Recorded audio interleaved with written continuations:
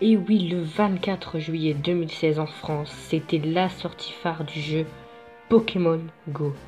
Et tout ça, ça commençait par ça.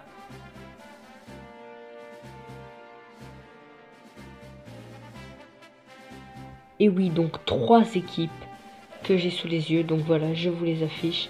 Donc il y avait la team bleue, la team sagesse, les jaunes, la team intuition, et l'équipe rouge, la team bravoure, représentée par Sulfura.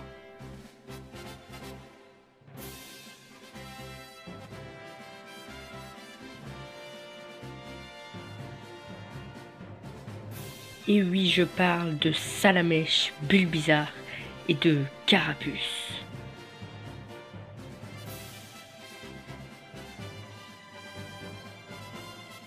Et oui, ce fameux radar tout pourri qu'on en avait au début du jeu, que tous les joueurs se plaignaient. Et oui, l'ajout du Pokémon copain. Donc ça, c'était très bien parce qu'il nous donnait un bonbon tout, soit les 1 km, les 3 km ou les 5 km pour les Pokémon des 10 km. Et ça, c'était génial.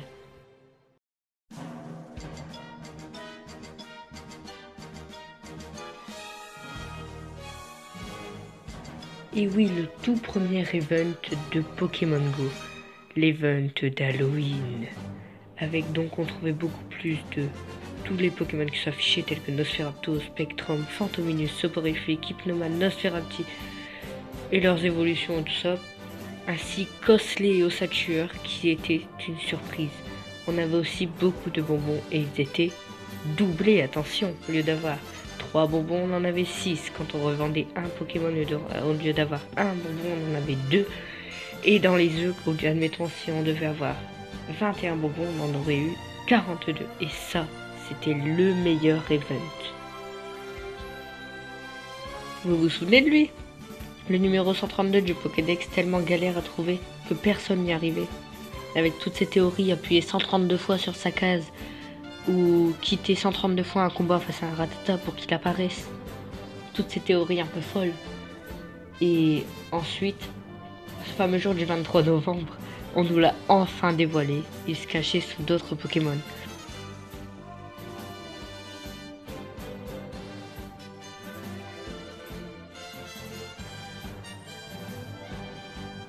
Et oui, du coup, durant cet event, on avait même eu le droit à Pikachu et Raichu de Noël. C'était juste magnifique. Après les boîtes cadeaux, ça n'avait pas plu à tout le monde parce que c'était très cher et certains joueurs pouvaient pas se les payer. Voilà. Et sinon, pour le truc de fou, ça vous dit rien si je vous montre cette image?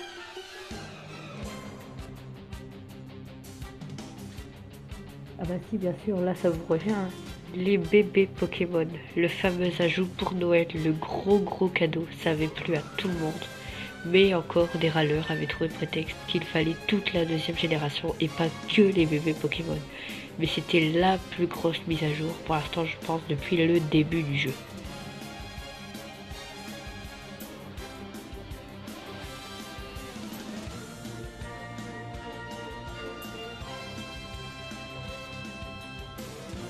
Durant cet event, on a fêté la nouvelle année et pour cela, on a eu le Pikachu festif avec son chapeau ainsi que les starters de la 1G qui apparaissaient beaucoup plus forts.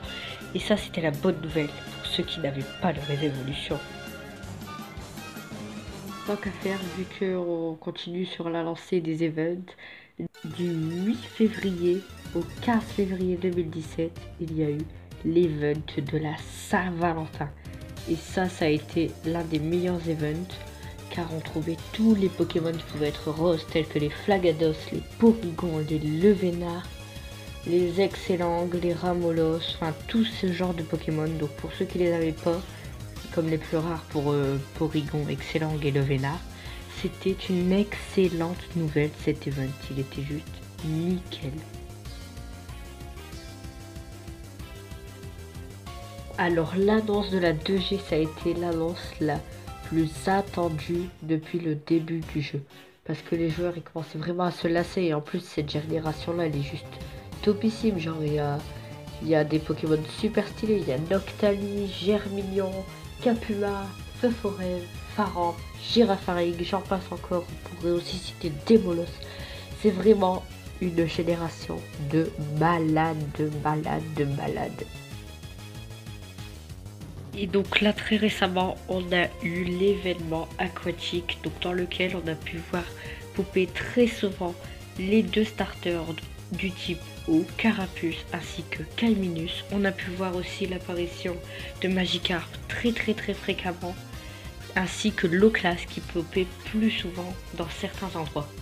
Mais le plus gros truc de cet event, c'est quand même l'ajout du Magikarp Shiny ainsi que dans son évolution le Léviathan rouge.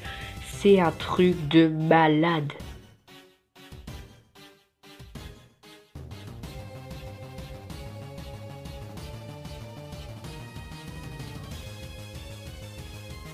Oui, donc l'événement de Pâques, comme voilà la photo l'indique.